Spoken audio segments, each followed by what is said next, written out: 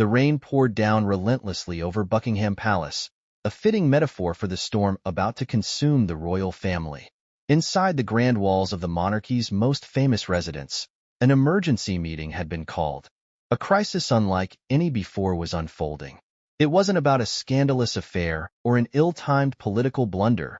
This was a revelation that struck at the very heart of the royal family's legacy. King Charles, the sovereign who had spent his entire life preparing to uphold the traditions of the crown, had allegedly discovered something that could shake the monarchy to its core. Archie Harrison Mountbatten Windsor, the son of Prince Harry and Meghan Markle, was reportedly not who he was believed to be, and as a result, the king had coldly revoked his title and all privileges associated with his royal standing. The shockwaves from this revelation could be felt throughout the monarchy. It wasn't just about the legitimacy of one child. It was about the sanctity of royal bloodlines, the public's trust, and the very essence of what it meant to be a member of the British royal family. The decision had been swift, unrelenting, and without any signs of hesitation. If the reports were true, the king had been presented with undeniable proof that left him no choice. This wasn't merely a case of scandalous gossip or tabloid speculation. Something significant had happened behind palace doors, something that led Charles to take a step that few monarchs before him had ever dared. For Meghan and Harry, the news was devastating. It wasn't just a loss of royal status for their child. It was a personal affront, a direct rejection from the very institution they had fought so hard to navigate. The couple had already endured years of scrutiny, accusations, and exile from the inner circles of the monarchy. But this was beyond anything they had faced before. It wasn't just about their roles within the royal structure. It was about their son's very existence being questioned. The world had watched Meghan Markle's journey into the royal family with fascination, skepticism, and at times, outright hostility. From the moment she stepped into the limelight as Prince Harry's partner, the media had dissected her every move, every word, every glance. The fairy tale romance that had once captivated the public had soured into a tale of exile, controversy, and relentless battles against the press. Meghan and Harry's decision to step down as senior royals had been a defining moment, a public declaration that they were unwilling to play by the rules of the monarchy. They had sought freedom, privacy, and control over their own narrative. But in doing so, had they unknowingly opened themselves up to even greater scrutiny? Had the decision to walk away made them more vulnerable to attacks from those within the institution they had once served? The revelation about Archie had sent shockwaves not just through the royal family, but through the global media landscape. News outlets scrambled to confirm details, royal experts speculated wildly, and the public was left divided. Some were in disbelief, refusing to accept the possibility that a child born into the House of Windsor could be anything other than legitimate. Others, however, seized upon the story as the final piece in a puzzle that had long been forming. Questions had always surrounded Archie's birth, his absence from public view, the secrecy surrounding his christening, the lack of clear documentation proving his royal status. Were those early suspicions justified? Had the monarchy known something all along, but chosen to remain silent until the evidence was irrefutable?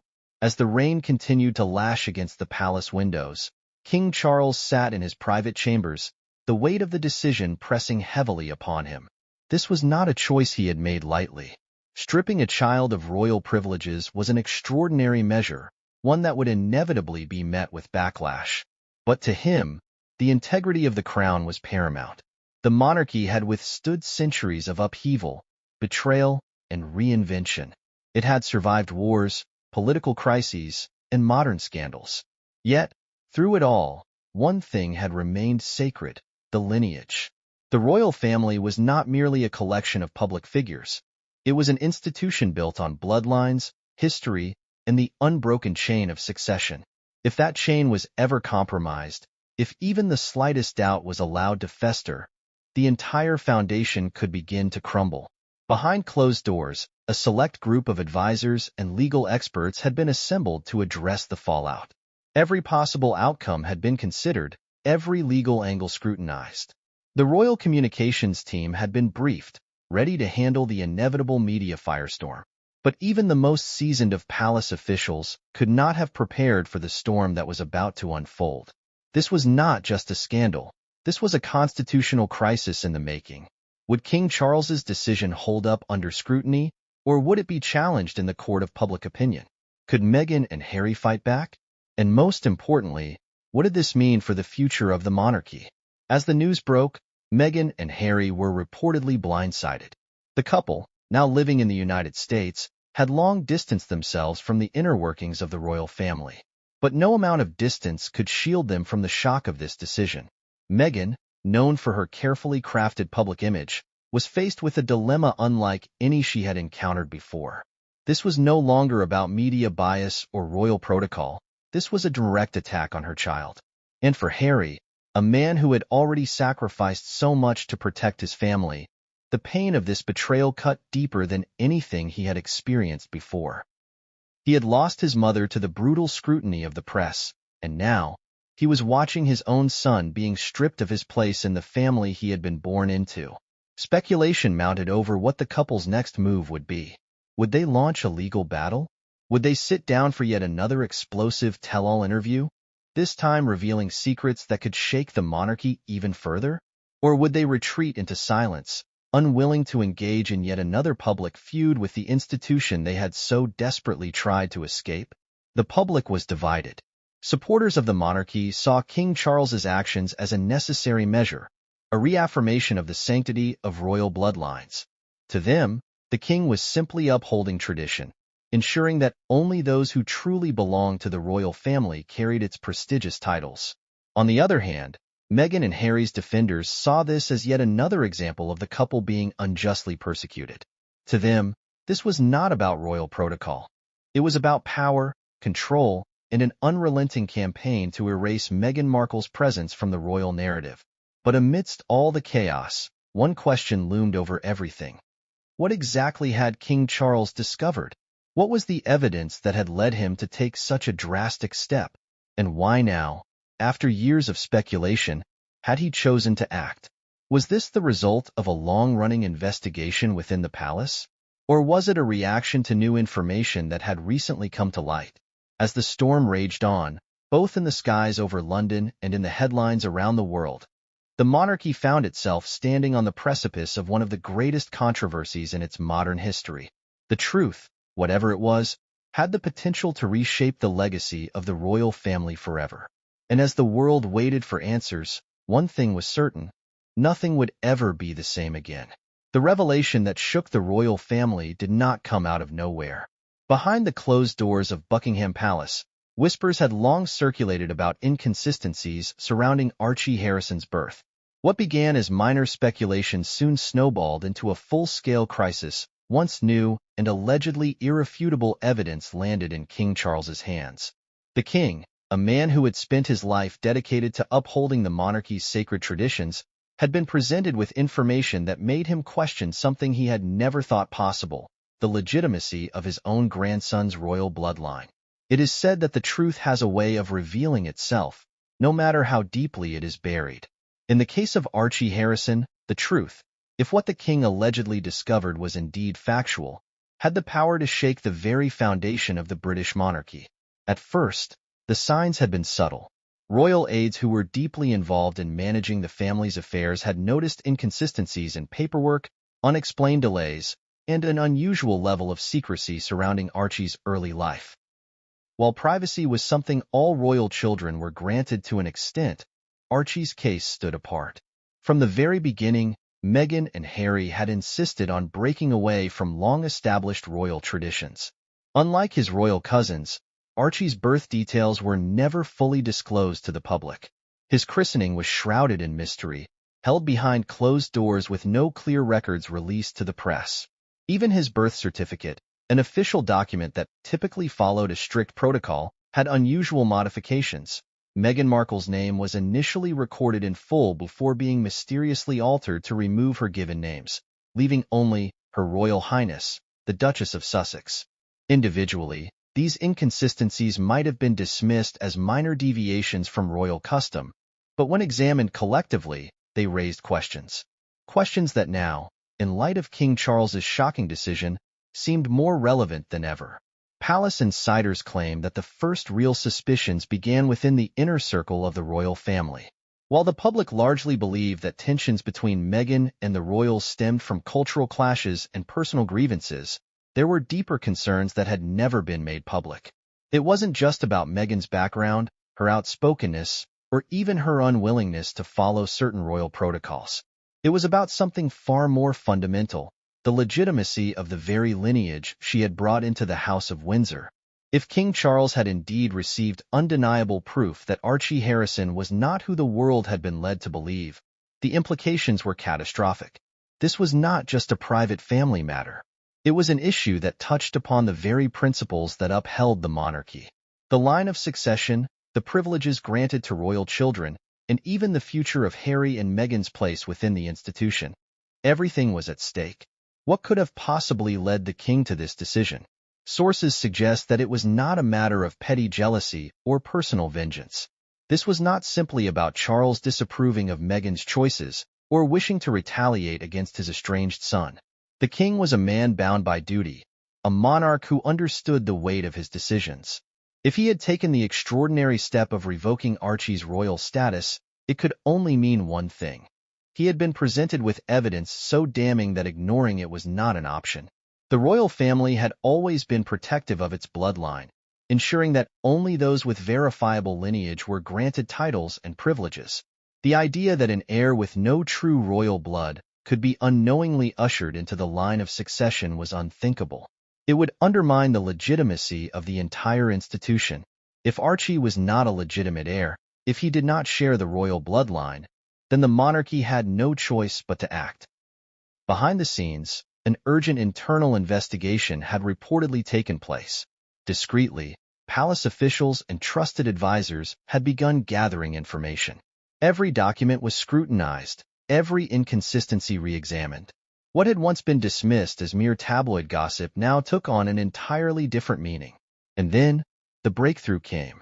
Though the exact nature of the alleged evidence has not been disclosed, sources within the palace suggest that it was irrefutable, something that could not be explained away by simple misunderstandings or minor bureaucratic errors. Whether it was a DNA test, an unsealed document, or testimony from someone within Meghan and Harry's inner circle, one thing was clear. King Charles had been convinced beyond a shadow of a doubt that action needed to be taken. The king's decision was swift and absolute. If the child in question did not meet the criteria for royal legitimacy, then there was no justification for allowing him to retain his title. It was a move that sent shockwaves throughout the family and beyond. The world had already been watching the strained relationship between the Sussexes and the monarchy with bated breath, but no one had anticipated a move this drastic. For Meghan Markle, the implications of this decision were nothing short of devastating. Since the very beginning, she had fought against the relentless scrutiny placed upon her and her family. The attacks from the press, the racial undertones in media coverage, the accusations of being an outsider who refused to conform, all of it had placed immense pressure on her. But now, this was different. This was no longer about public perception. This was about her child. If King Charles's decision was allowed to stand, it meant that Archie would be stripped of his status, his position in the royal lineage erased. For Meghan, who had endured so much criticism over her decision to step away from royal life, this felt like the final betrayal. To her, this was not a mere administrative correction. It was a targeted act meant to erase her son from the royal family's history. Harry, too, found himself caught in an impossible position. He had given up everything for his wife and child: his military titles, his home in the UK, even his relationship with his closest family members. He had always believed that walking away from the monarchy was a sacrifice worth making for the sake of his family's safety and well-being. But now, with his son's royal status revoked, he was forced to ask himself, had all his sacrifices been in vain? As the news broke to the world, the public reaction was divided. Supporters of the monarchy saw King Charles's decision as necessary, a step taken to protect the integrity of the royal family. But for others, particularly those who had always sympathized with Meghan and Harry, this was another example of the institutional rejection they had suffered from the beginning. Social media erupted in heated debates. Hashtags supporting Meghan and Harry trended alongside those defending the king's actions. Media outlets scrambled to get statements from royal experts, insiders, and anyone who could shed light on the situation. Speculation ran wild. What exactly had King Charles discovered? Was this truly about protecting the monarchy, or was it a calculated move to sever ties with Meghan and Harry once and for all? If Archie was not a legitimate royal heir, then who was responsible for the deception? And most importantly, how would Meghan and Harry fight back? The rain continued to pour over London, as if mirroring the turmoil that had engulfed the royal family. For King Charles, the decision had been made, and there was no turning back. But for Meghan and Harry, the battle was just beginning. The alleged DNA scandal that had rocked the royal family was not just an issue of lineage. It was an issue of trust, deception, and the integrity of an institution that had withstood the test of time for centuries. King Charles, known for his commitment to upholding the sanctity of the monarchy, had reportedly been presented with a revelation so grave that it forced him to act with cold precision. The question now was, how had this supposed scandal unraveled? What was the exact chain of events that led to the discovery that Archie Harrison might not be a legitimate royal heir? It began, as most royal controversies do, with a whisper. An anonymous source, someone with access to information deep within the palace or its associated institutions, had allegedly tipped off key figures within the monarchy. At first, the claims seemed too outrageous to be taken seriously. After all, the very suggestion that a child who had been publicly presented as a Windsor might not be of royal blood was almost inconceivable. But the more the claim was examined, the more it began to make sense in the context of past events. For years, there had been speculation about the details of Archie Harrison's birth. Unlike the carefully documented and highly publicized births of Prince William and Kate Middleton's children, Archie's arrival had been shrouded in secrecy. There was no immediate press conference outside the hospital, no traditional introduction to the world through official royal channels. Instead, Meghan and Harry had taken an unconventional approach, one that, at the time, had been dismissed as an effort to protect their child's privacy. Now, in the wake of this explosive revelation, those past decisions seemed far more suspicious. Royal births follow a strict protocol. The official announcement of a royal baby's birth typically includes the name of the hospital, the attending physicians, and a signed document verifying the child's legitimacy as a member of the royal bloodline. In Archie's case, some of these details had been noticeably absent. The official record of his birth was released much later than expected, and even then, it contained discrepancies that raised eyebrows among those familiar with royal procedures. According to palace insiders, the first real red flag came when a discrepancy was noticed in Archie's birth records. Royal officials, upon reviewing key documents, reportedly found inconsistencies that required further investigation. What had started as routine verification quickly turned into something far more serious. The decision was made to quietly conduct further inquiries, including requesting verification of specific genetic details that could confirm beyond any doubt whether Archie Harrison shared the Windsor bloodline. How exactly these tests were conducted remains a closely guarded secret, but if the reports are to be believed, the results were shocking enough to lead King Charles to take immediate action. The alleged findings, once verified, left no room for speculation. The child in question did not meet the requirements for royal lineage. If true, this meant that the monarchy had unknowingly presented a child to the world under false pretenses, a deception that could have lasting consequences on the institution's credibility. The moment the findings were confirmed, a high-level meeting was called. King Charles, known for his calculated and methodical approach to major decisions, was presented with the full scope of the situation.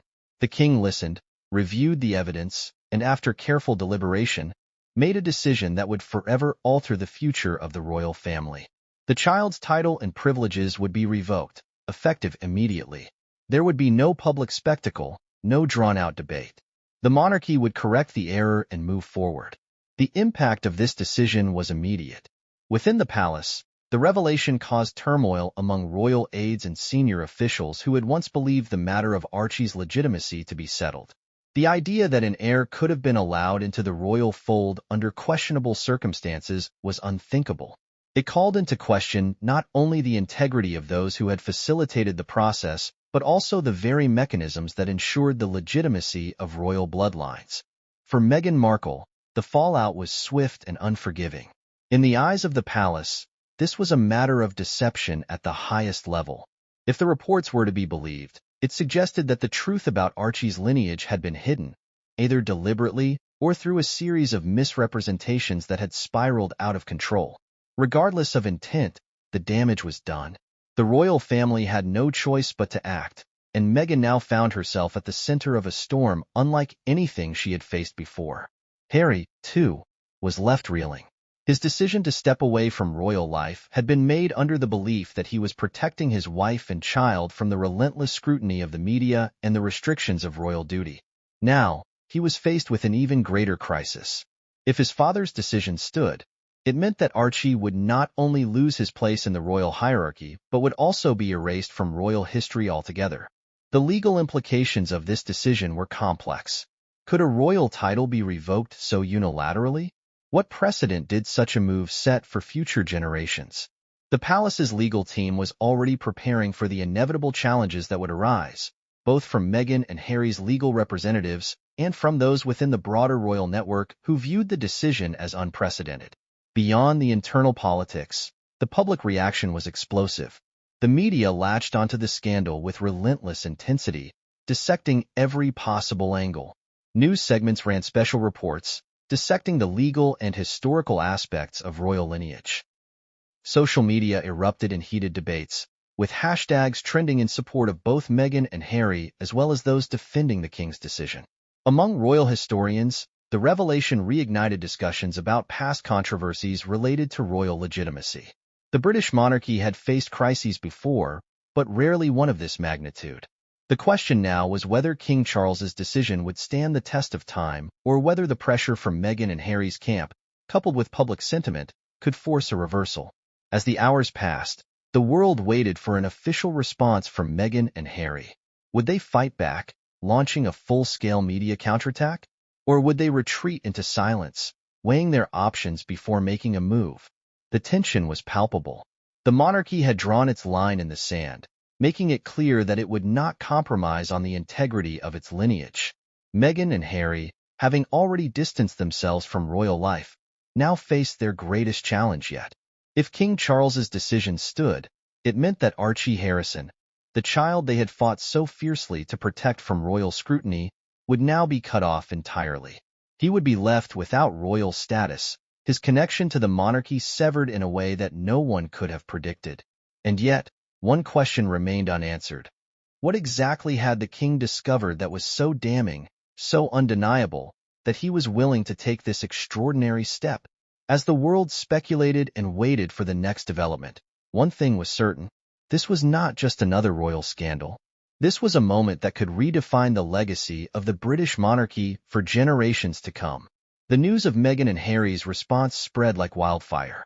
For them, this was not just a personal attack, but a direct challenge to their family's very existence.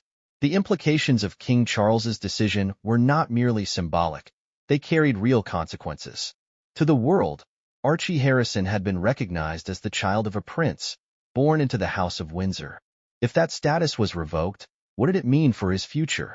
How would Meghan and Harry navigate this unprecedented crisis? Inside their California home, Meghan and Harry were reportedly blindsided by the decision. While tensions with the royal family had long been part of their story, nothing had prepared them for a move this drastic. The king had made a declaration, one that stripped Archie of the title he had been granted at birth, and according to sources, did so without warning. The betrayal, as Meghan saw it, was absolute. For Meghan, this moment confirmed everything she had believed about the royal family, that she and her children would never truly be accepted. She had always suspected that the institution had been working against her, and now, in the most public and humiliating way possible, she felt that suspicion had been validated.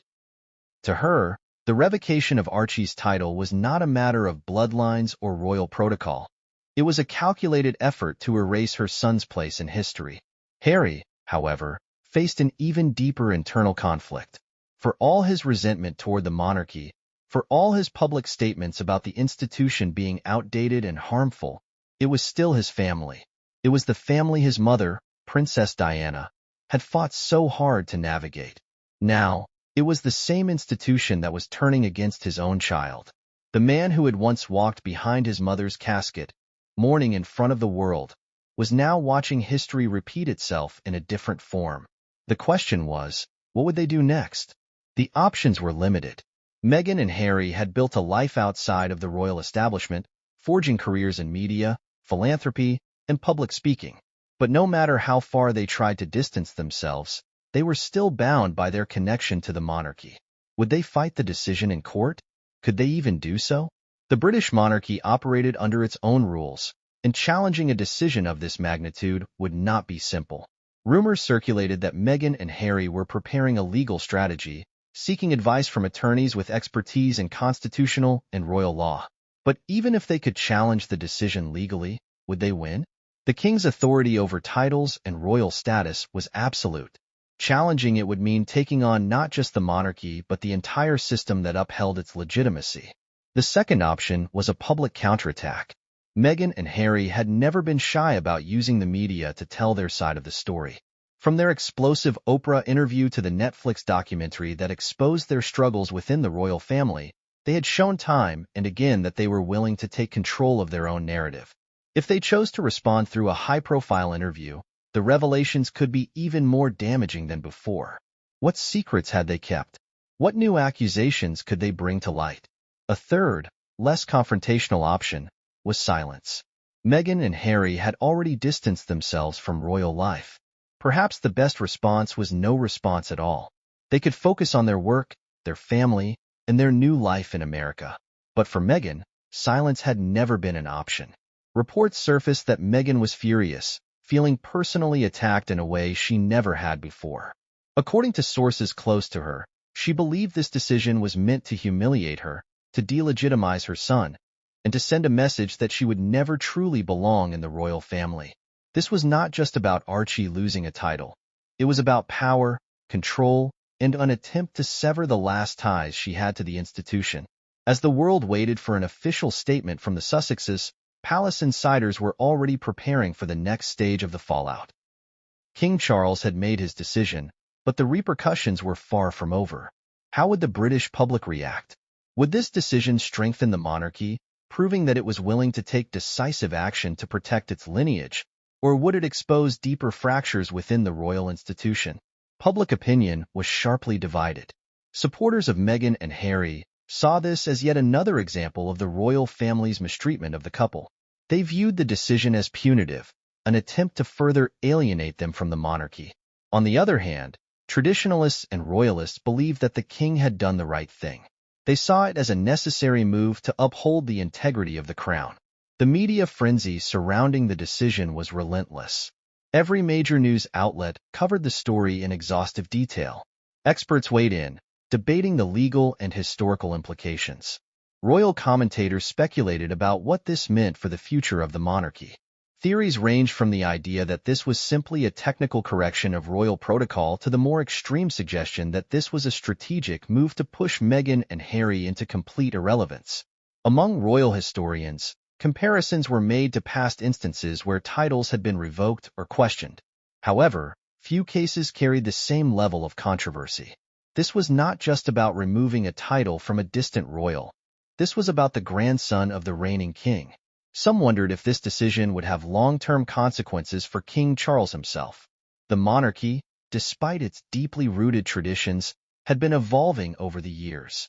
The younger generations, particularly those outside the UK, had started to view the royal family through a more critical lens.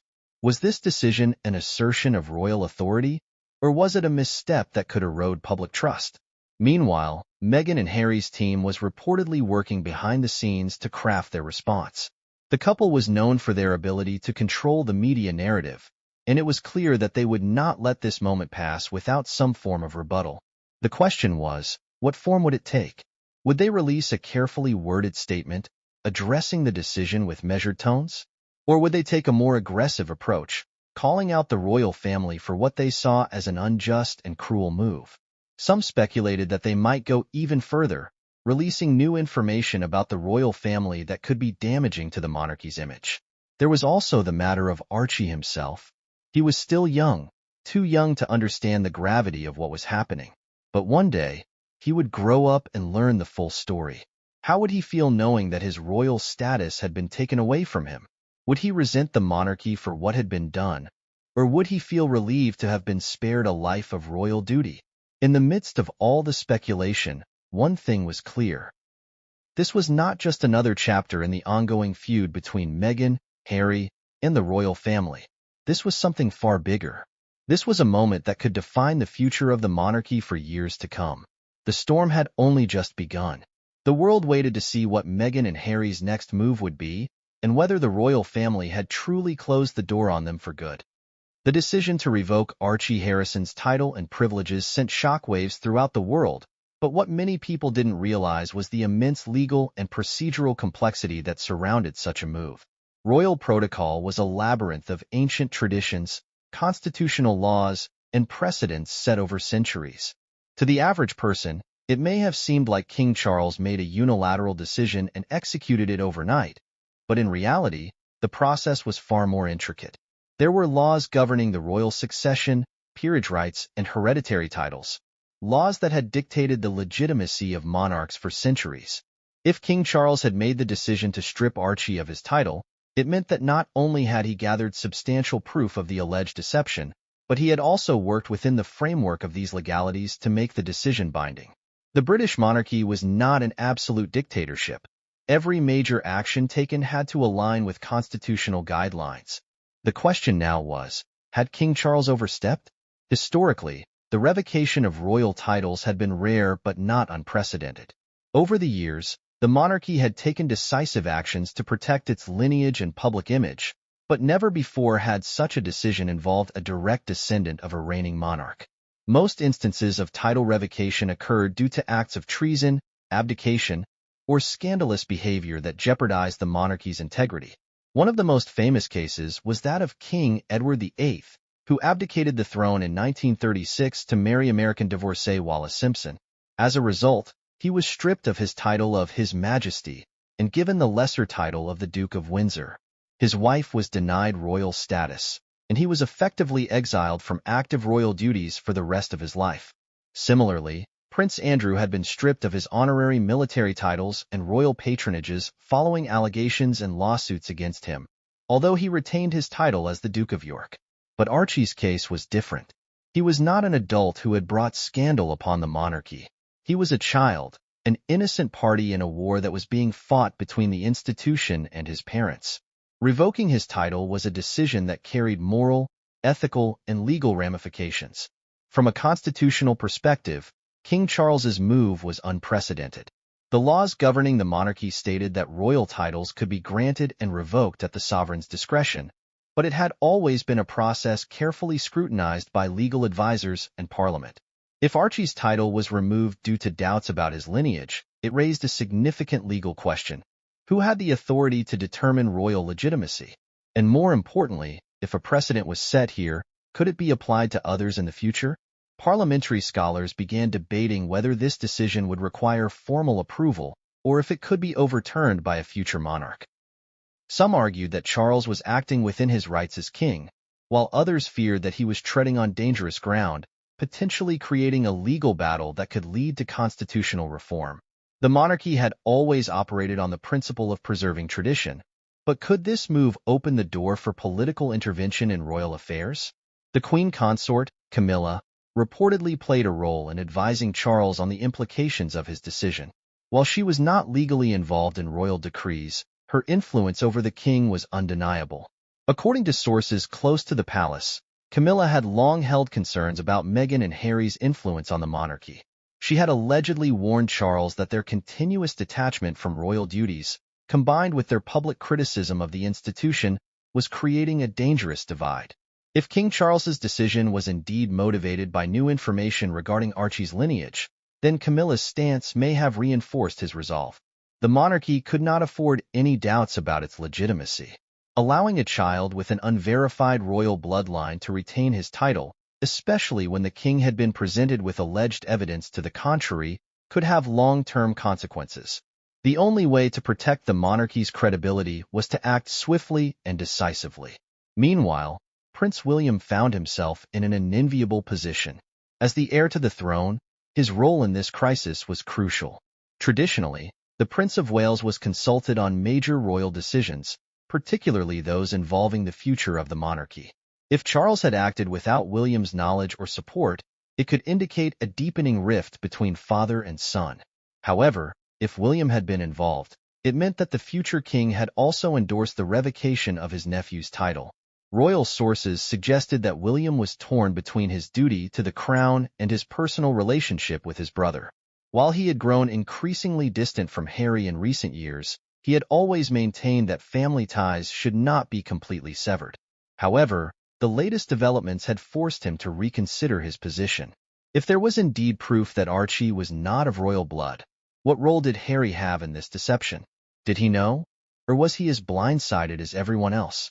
The speculation surrounding Harry's knowledge of the situation added another layer of complexity.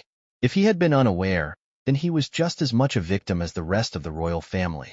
However, if he had known, then the implications were even more damning. It would mean that he had participated in a deception that had misled the monarchy and the public for years. The palace, aware of the legal minefield it was stepping into, prepared for a potential legal challenge from Meghan and Harry. Lawyers on both sides began reviewing historical cases, examining precedents, and assessing whether the king's decision could be legally challenged. Meghan and Harry's team, according to sources, had begun formulating their next move. One possibility was to seek intervention from international human rights organizations, arguing that Archie's title had been revoked due to discrimination rather than legitimate concerns about royal lineage. They could frame the decision as an unjust and targeted action against Meghan, using it as further evidence that she had been treated unfairly by the royal family from the beginning. If the matter escalated, it could reach the courts, a scenario the monarchy desperately wanted to avoid. A legal battle over royal legitimacy would be an unprecedented event, drawing international scrutiny to the inner workings of the British monarchy. The crown had always relied on its ability to govern itself without external interference, but if Meghan and Harry pushed forward with legal action, it could force the monarchy into uncharted territory. Beyond the legal implications, there was also the issue of public perception.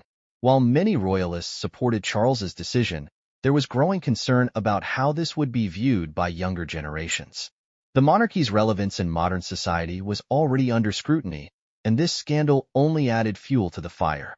Was King Charles being a strong leader, or was he making a rash decision that would alienate the very people the monarchy needed to stay relevant? The media played a crucial role in shaping the narrative.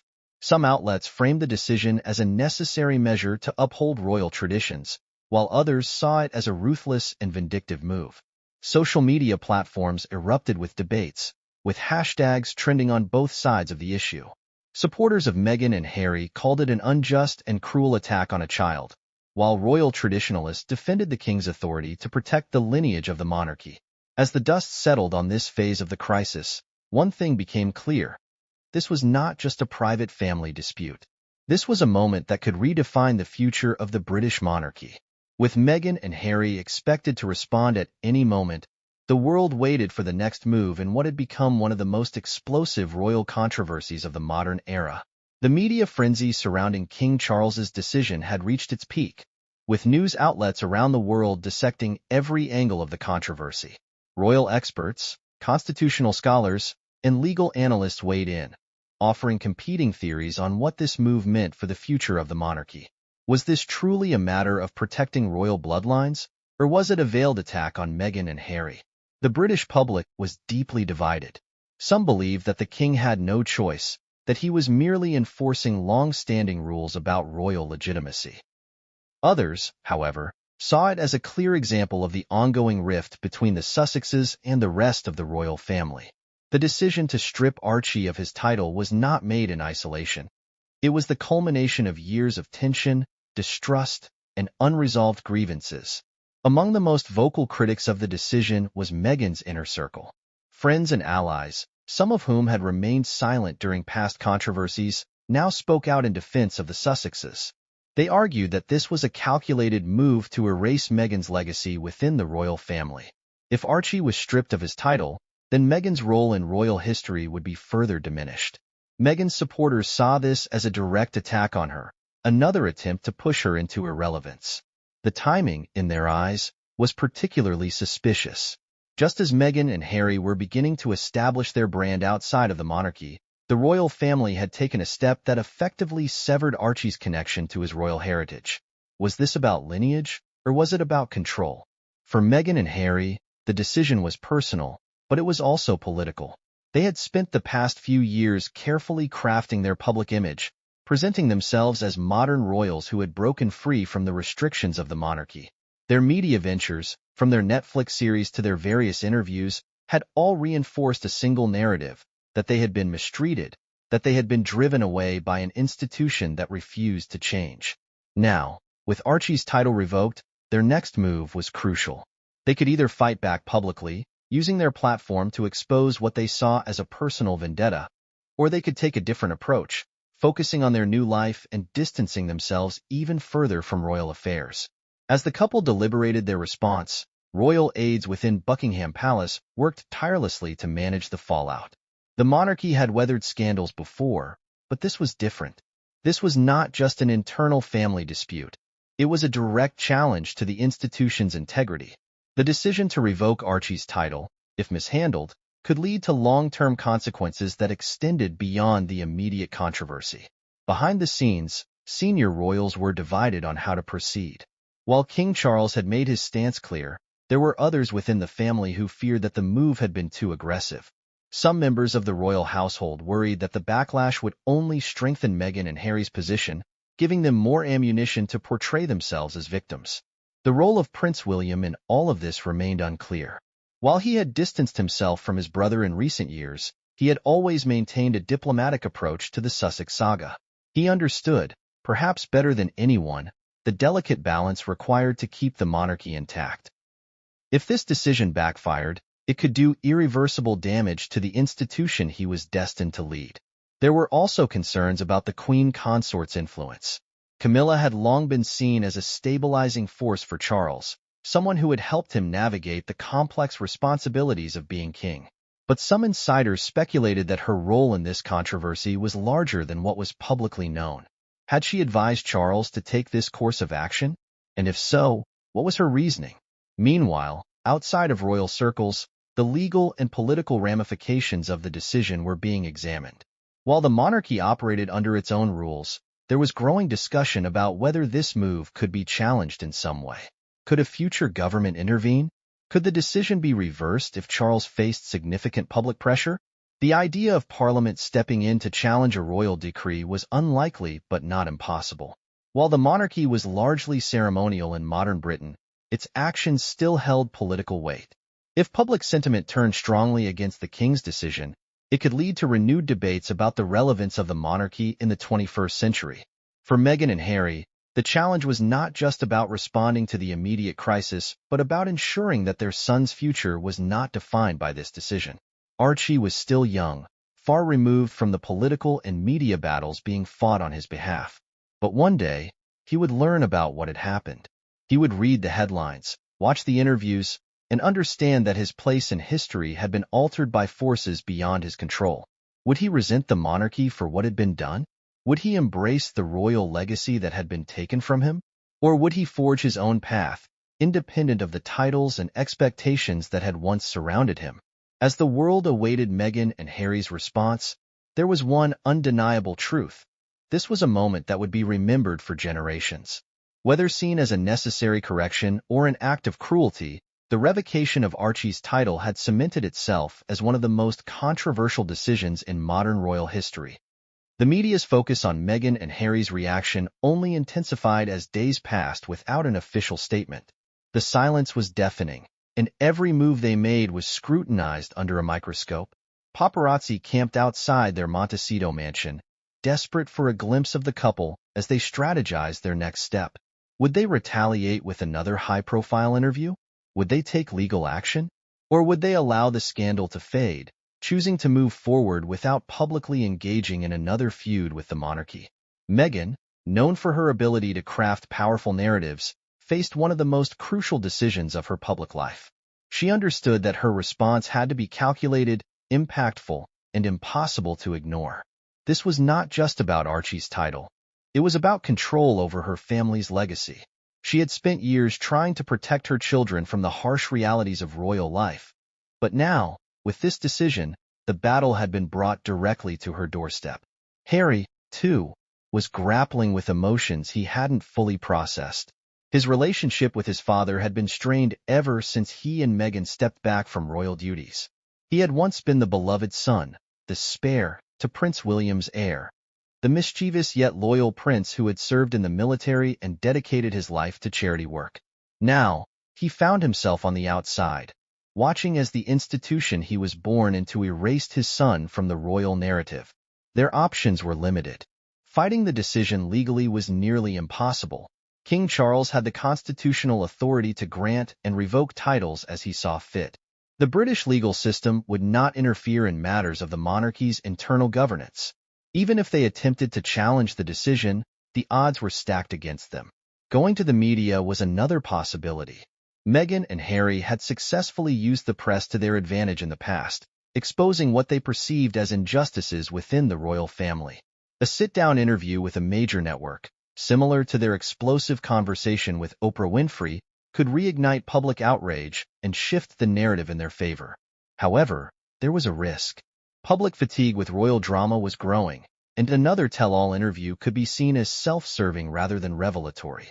Meghan's team reportedly floated the idea of a carefully worded statement, one that would express their disappointment without directly attacking the monarchy. A diplomatic approach could allow them to retain public sympathy while avoiding further alienation. But Meghan was not one to stay silent when she felt wronged.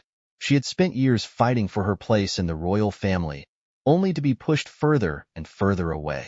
Now, they had come for her son. Silence was not an option. Meanwhile, inside Buckingham Palace, preparations were underway for damage control. The king's advisors understood that the Sussexes' next move could determine the course of public opinion. If Meghan and Harry came out swinging, the monarchy would have to brace itself for another wave of controversy. However, if the couple chose to remain relatively quiet, the palace could control the narrative, framing the decision as a necessary measure to uphold royal traditions. Prince William's stance remained unclear. He had long been viewed as the bridge between the old traditions of the monarchy and the modern world. He was the future king, the one who would eventually inherit the throne, and his opinion carried weight. While it was unlikely that he had directly influenced Charles's decision, there were whispers that he supported it. His relationship with Harry had deteriorated significantly since the Sussexes' departure from royal life, and some believed that William saw this as a necessary step to distance the monarchy from further scandal. Camilla, on the other hand, was said to have fully backed the king's decision. She had spent years repairing her public image, proving herself as a dedicated partner to Charles and a stabilizing force within the monarchy. The last thing she wanted was continued drama surrounding Meghan and Harry. To her, this was not about personal vendettas. It was about ensuring that the monarchy remained respected and untarnished. The Queen Consort had long been skeptical of Meghan's influence. She had witnessed firsthand the chaos that followed Meghan's entrance into the royal family, from the controversial interviews to the rift between Harry and William. In her view, stripping Archie of his title was not an attack on a child. It was a necessary step to reinforce the monarchy's credibility. As the days turned into weeks, Meghan and Harry finally made their move. Rather than a televised interview or a fiery statement, they chose an unexpected path: documentary footage. The couple had been working on various media projects, and they had the power to shape their story in a way no interview ever could. Their response came in the form of carefully curated footage released through their streaming partnership, offering a behind-the-scenes look at their lives, their struggles, and their views on the monarchy's decision. The documentary, though not explicitly focused on Archie's title revocation, contained enough pointed remarks to make it clear that Meghan and Harry felt betrayed. Meghan spoke emotionally about the importance of identity and heritage, making veiled references to how institutions should support, not erase, the next generation. Harry, in a rare moment of raw vulnerability, reflected on his own childhood, drawing parallels between his mother's struggles and his son's current situation. The response was strategic. It allowed them to tell their story without making direct accusations, keeping the public engaged while avoiding overt retaliation. The media dissected every frame, analyzing the couple's words and expressions, searching for deeper meaning. The palace, unable to respond directly to a documentary, was left in a difficult position. The public reaction remained divided. Some sympathized with Meghan and Harry, viewing them as victims of an outdated institution. Others saw their approach as manipulative, an attempt to garner sympathy without providing concrete evidence to support their claims. The debate raged on, with no clear resolution in sight. As time passed, the question remained: would King Charles's decision stand unchallenged, or would history remember this moment as a turning point for the monarchy? Would Archie Harrison grow up to reclaim his place in the royal lineage, or would he embrace the life his parents had carved out for him, far from the traditions of Buckingham Palace? For now, the battle had shifted from legalities to public perception. The monarchy had drawn its line, and Meghan and Harry had responded in kind. The world watched, waiting for the next chapter in a story that had become one of the most gripping royal sagas of the modern era. The fallout from King Charles's decision continued to ripple across the world, dividing royal watchers, political figures, and everyday citizens alike. The controversy was no longer just about Archie Harrison. It had grown into a broader debate about the future of the monarchy, the role of tradition, and the ever-widening chasm between the royal family and the Sussexes. As the weeks passed, Buckingham Palace remained steadfast in its position, refusing to issue further statements beyond the initial confirmation of the decision. The message was clear. This was a closed matter, a final ruling that would not be reconsidered. The king had spoken, and the monarchy would move forward, whether the world accepted it or not. But silence was never truly an option when it came to the British royal family. Behind the polished facade of royal protocol, tensions were mounting within the palace walls. Senior courtiers, longtime advisors, and even lower-level staff whispered about the potential long-term consequences of Charles's decision. Would this cement his reign as one of strength, reinforcing his commitment to preserving the crown's legacy? Or had he just opened a Pandora's box of controversies that would plague the monarchy for years to come? For Meghan and Harry, the decision presented an opportunity to redefine their family's narrative and strengthen their position as independent figures outside the monarchy. But the weight of what had happened still loomed over them. Meghan, according to sources close to her, was furious in private, but she understood that any direct attack on the king's decision would be met with fierce backlash. Instead of an outright confrontation, she turned to a more subtle yet equally powerful approach: strategic media appearances and carefully planned public engagements. In the weeks following the scandal, Meghan and Harry increased their philanthropic efforts, shifting the conversation away from the controversy and back to their humanitarian work. They made surprise visits to charities, released heartfelt messages about global issues, and engaged in projects that highlighted their brand as modern activists. But no matter how much they tried to pivot the focus, the shadow of Archie's revoked title loomed over every public appearance. Journalists at press events didn't ask about their charity work. They wanted to know how the couple was dealing with the loss of their son's royal status. Harry, in particular, found himself struggling with the emotional toll of the situation. He had sacrificed so much to protect his family, believing that leaving royal life would grant them peace. But the monarchy had made it clear that it was not willing to let them go quietly. Privately, he wrestled with conflicting emotions. He was hurt, angry, and deeply disillusioned by his father's decision. He had always believed that, despite their differences, Charles would never take such a drastic step against his own grandson. But now, that belief had been shattered. At times, Harry wondered whether there was any path toward reconciliation. Could he ever truly mend his relationship with his father after this? Or had this decision cemented an irreparable rift between them? Meghan, on the other hand, had already made up her mind. She saw no reason to seek reconciliation. The royal family had proven time and time again that they were willing to turn their backs on her, and now they had extended that same treatment to her son. To her, this was the final betrayal.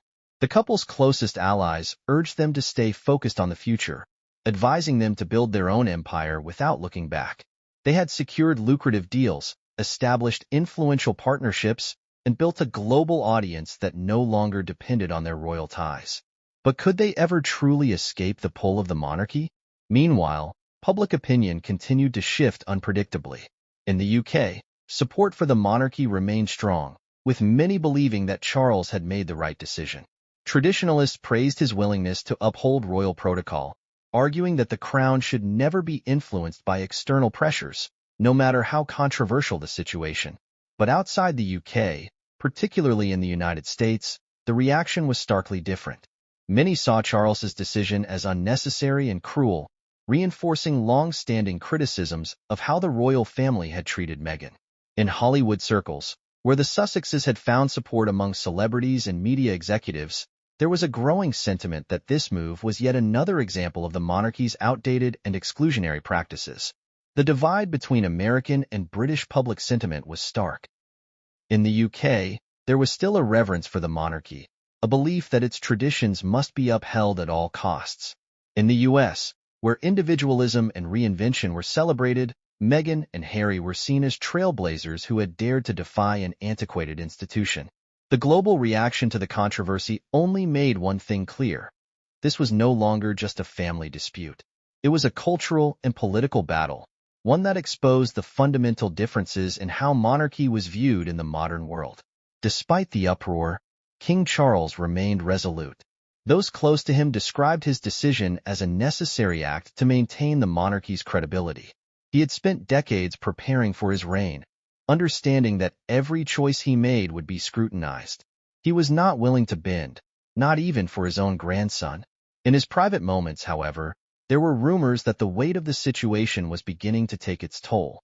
Charles had always wanted to be a different kind of monarch, one who modernized the institution while still respecting its traditions.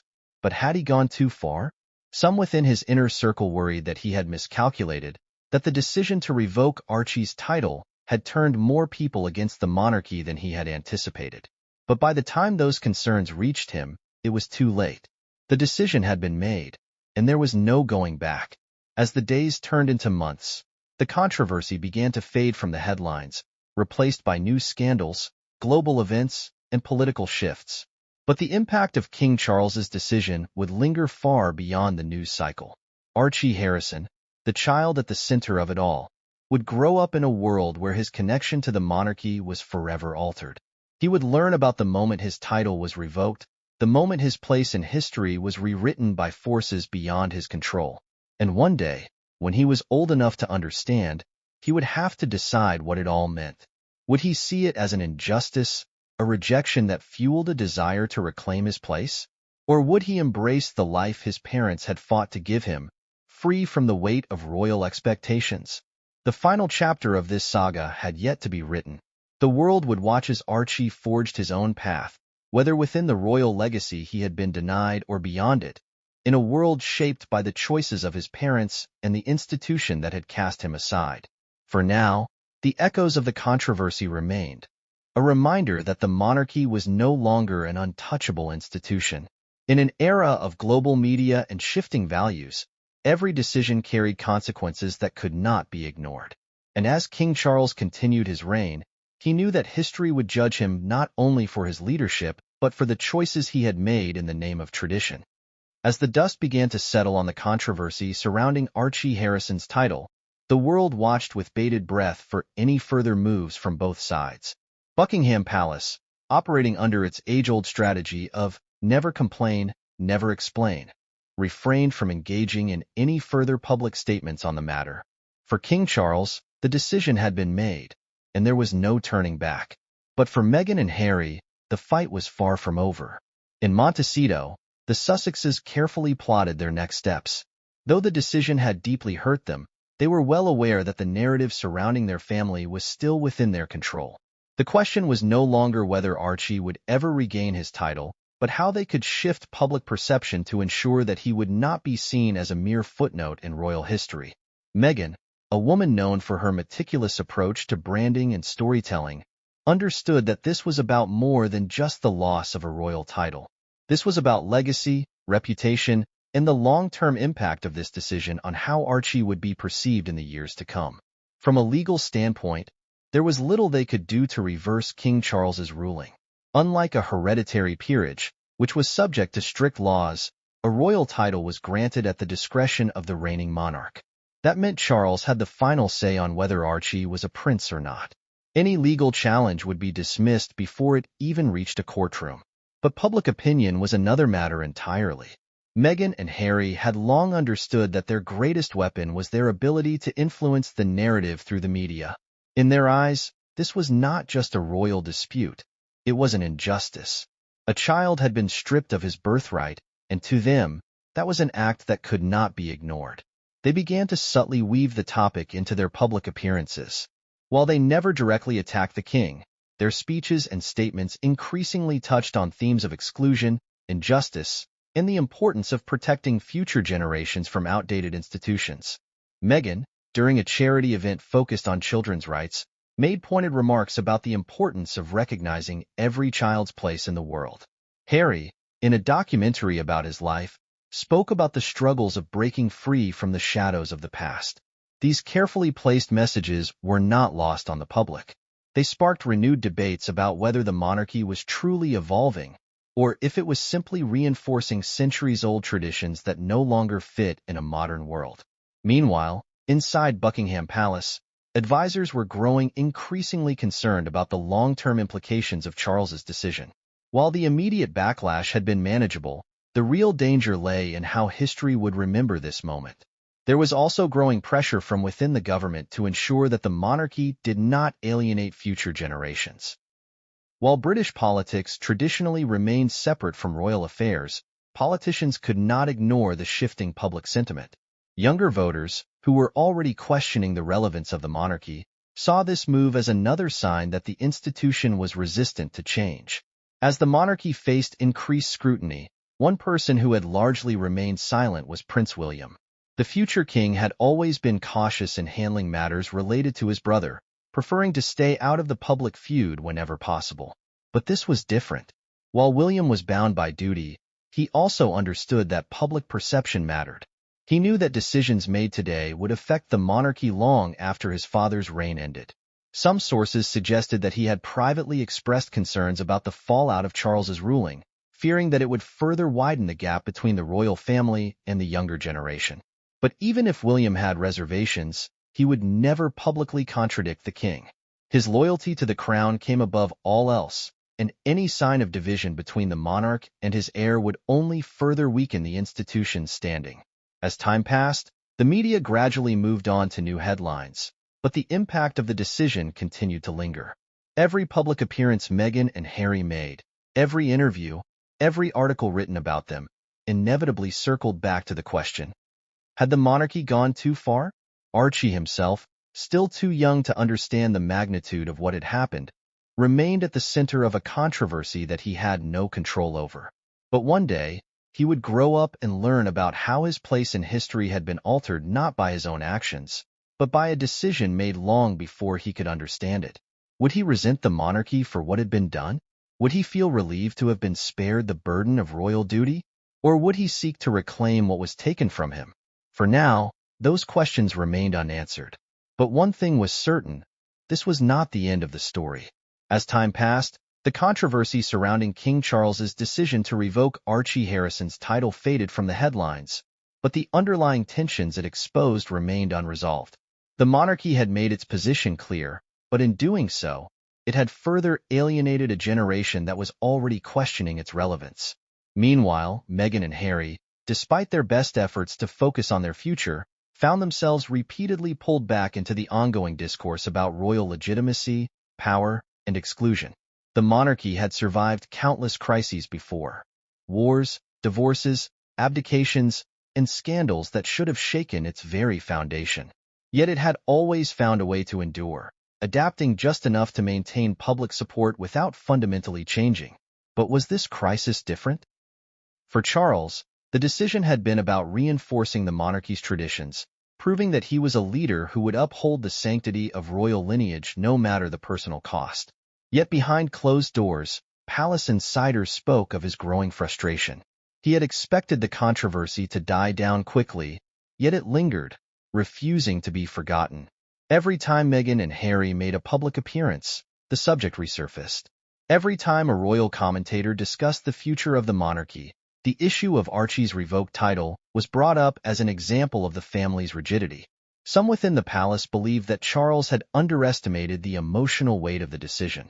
Stripping a child of his title was not seen as a mere technicality. It was viewed as a symbolic rejection, not only of Archie but of everything Meghan and Harry represented. The modern world was watching, and while traditionalists applauded the king's firm stance, younger generations saw it as an example of the monarchy's inability to evolve. Meanwhile, Meghan and Harry continued to navigate their new reality. Their media empire was growing, and their brand as independent public figures was solidifying, but no matter how much they tried to carve out their own path, the ties to the monarchy could not be fully severed. They had once believed that leaving the royal family would bring them peace. But with every new controversy, they realized that their past would always follow them. Whether they wanted it or not, they were still connected to the institution they had left behind. For Meghan, the situation was particularly frustrating.